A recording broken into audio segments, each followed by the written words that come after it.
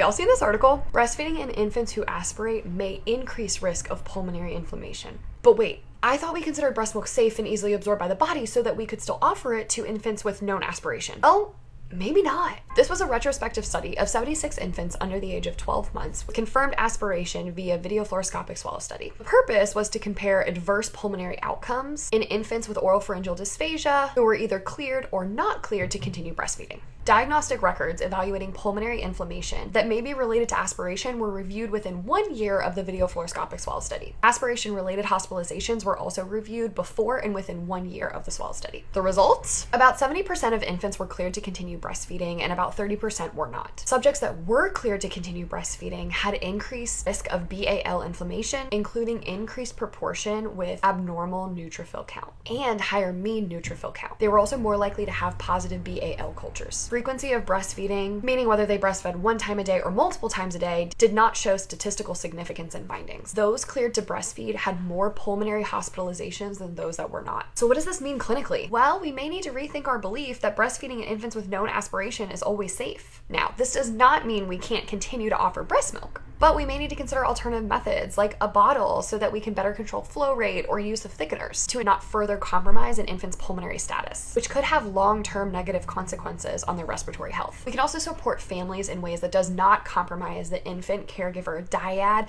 attachment, and relationship while still keeping the infant safe. I'm not saying that we should just write this off entirely. After all, we do need to practice swallowing to improve swallowing, but maybe we consider slowly weaning from thickeners or doing much smaller trials of breast milk with appropriate oral care while considering the whole child and collaboration with the medical team. The child can still receive all the health benefits of breast milk, just in a modified manner. Limitations to this study included convenient sampling. They pulled all the participants from a single hospital. Use of videofluoroscopic swallow study only. No infants underwent fees. Neutrophils on BAL may also be due to other possible causes. Invalidated penetration aspiration scales were unavailable. Upon further research, I did not identify any conflicts of interest from the authors of this study. Oh, one last note. What about that other recent article that was stating breastfeeding did not exacerbate pulmonary status? Well, that study only looked at clinical pulmonary symptoms over a 3-month period. This is why it's so important to consider a body of evidence when informing our clinical practice. This article really gave me pause and had me rethinking some of my practices and recommendations. What about you? Drop your thoughts in the comments.